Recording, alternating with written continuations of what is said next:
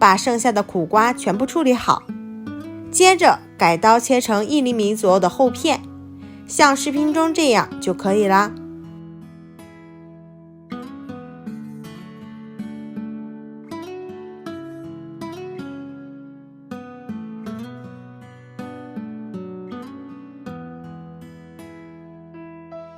切好之后，全部摆入盘中。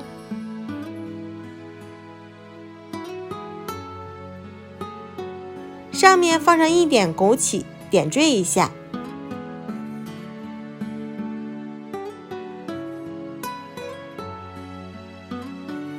这样一道非常好吃的苦瓜酿香蕉就做好啦。